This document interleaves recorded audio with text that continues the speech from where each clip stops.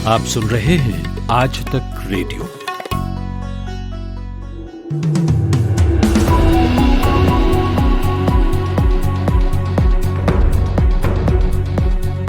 नमस्कार, 4 बजे के खास समाचारों के साथ मैं माधुरी। केरल के मुन्नार में भारी बारिश के बाद भूस्खलन हुआ है। हादसे में 80 से अधिक चाय बागान कर्मचारी और उनके परिवार के सदस्य आज सुबह से ही लापता हैं। अब तक 7 शव बरामद किए गए हैं और 10 लोगों को बचाया गया है। पिछले 4 दिनों से मुन्नार पहाड़ी क्षेत्र में भारी बारिश हो रही है। तलाश के लिए रेस्क्यू ऑपरेशन चलाया जा रहा है। राजमलाई में नेम्मक्कड़ स्टेट के पेटीमुड़ी डिवीजन में 20 परिवारों के घर पर एक बड़ी पहाड़ी गिर गई है। परिवार के सदस्य कीचड़ और मलबे के नीचे धंसे हुए हैं। एनडीआरएफ समेत राज्य के बचाव दल दुर्घटना स्थल तक पहुंचने की कोशिश कर रहे हैं। देश में पिछले 24 घंटों में 62,000 से ज्यादा नए मामले कोरोना के सामने आए। संक्रमितों की संख्या 20,27,000 के पार पहुंच गई है। सक्रिय मामले 6 लाख से भी ज्यादा हो गए हैं। इस दौरान 49,769 लोगों के संक्रमण मुक्त होने की भी खबर है। मंत्रालय के अनुसार स्वस्थ होने वालों की दर 67.98% पर पहुंच गई है और मृत्यु दर 2.05% है। जम्मू कश्मीर के दूसरे उपराज्यपाल के रूप में मनोज सिन्हा ने पद और गोपनीयता की आज शपथ ली।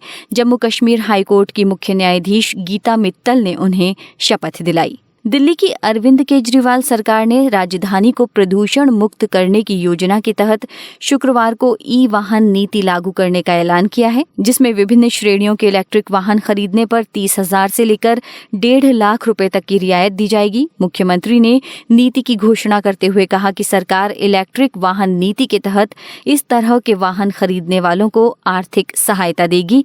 दोपहिया वाहन पर 30,000 रुपए, कारों पर 1.5 लाख रुपए, ऑटो रिक्शा और ई रिक्शा पर 30,000 रुपए की प्रोत्साहन राशि दी जाएगी। इटली के 2 नौसैनिकों द्वारा केरल के मछुआरों की हत्या के मामले में आज सुप्रीम कोर्ट ने बड़ी टिप्पणी की। केंद्र सरकार द्वारा इस केस को बंद करने की अपील की गई थी, जबकि सुप्रीम कोर्ट ने इससे इनकार किया है। सुप्रीम कोर्ट का कहना है कि वो परिवार का पक्ष सुने बिना ये केस बंद नहीं करेंगे।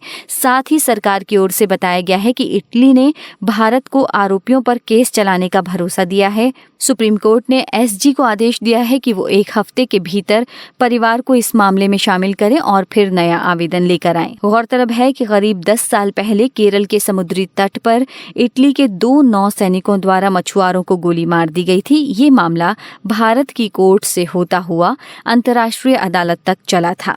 प्रधानमंत्री नरेंद्र मोदी ने शुक्रवार को देश की नई राष्ट्रीय नीति पर अपनी बात रखी। शिक्षा मंत्रालय द्वारा आयोजित एक कॉन्फ्रेंस में प्रधानमंत्री नरेंद्र मोदी ने कहा कि 3-4 साल के विचार मंथन के बाद नई शिक्षा नीति को मंजूरी मिली है। आज इस नीति का कोई विरोध नहीं कर रहा है, क्योंकि इसमें कुछ भी एक तरफा नहीं है। प्रधानमंत्री बोले कि आज जब नर्सरी का बच्चा भी नई तकनीक के बारे में पढ़ेगा तो उसे भविष्य की तैयारियां करने में आसानी मिलेगी।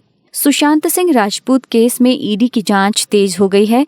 मुंबई स्थित ईडी के दफ्तर में रिया चक्रवर्ती से पूछताछ जारी है। रिया से ईडी मनी लॉन्ड्रिंग के मामले को लेकर पूछताछ करेगी। रिया पर सुशांत सिंह के अकाउंट से 15 करोड़ रुपए निकालने का आरोप है। रिया पर यह आरोप सुशांत के पिता ने लगाए हैं। भारतीय रेलवे ने एक महत्वपूर्ण कदम उठाते हुए आज एक किसान रेल की शुरुआत की है। इससे फल, सब्जियों जैसे आइटम की ढुलाई की जाएगी जो जल्दी खराब हो जाते हैं। रेल मंत्री पीयूष गोयल और केंद्रीय मंत्री नरेंद्र सिंह तोमर ने वीडियो कॉन्फ्रेंसिंग के द्वारा इस ट्रेन को हरी झंडी दिखाई। किसान रेल में रेफ्रिजरेटेड कोच लगे होंगे। ये एक चलता फिरता कोल्ड स्टोरेज होगा। इसमें किसान खराब होने वाले सब्जी, फल, फिश, मीट और मिल्क रख सकेंगे।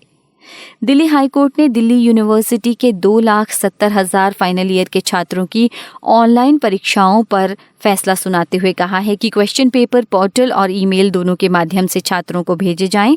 छात्रों को आंसर शीट अपलोड करने के लिए 1 घंटे का समय दिया जाएगा। 10 जुलाई को ये परीक्षाएं होनी थी, लेकिन पोर्टल पर कुछ तकनीकी खामियां थी और कुछ छात्रों द्वारा दिल्ली हाईकोर्ट में लगाई गई याचिका के बाद दिल्ली यूनिवर्सिटी ने परीक्षाओं को स्थगित कर दिया था। नेटफ्लिक्स ने हिंदी में अपना यूजर इंटरफेस लॉन्च किया है। कंपनी ने आज इसे लॉन्च करते हुए कहा कि अपनी पसंदीदा भारतीय और अंतर्राष्ट्रीय फिल्मों और सीरीज को देखने के इच्छुक दर्शक अब उसे हिंदी में तलाश कर सकेंगे।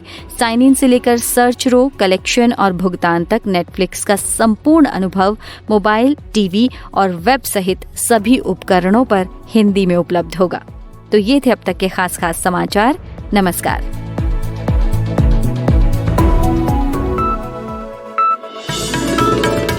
खबरों की हलचल और देश विदेश का मिजाज आप सुन रहे हैं आज तक रेडियो।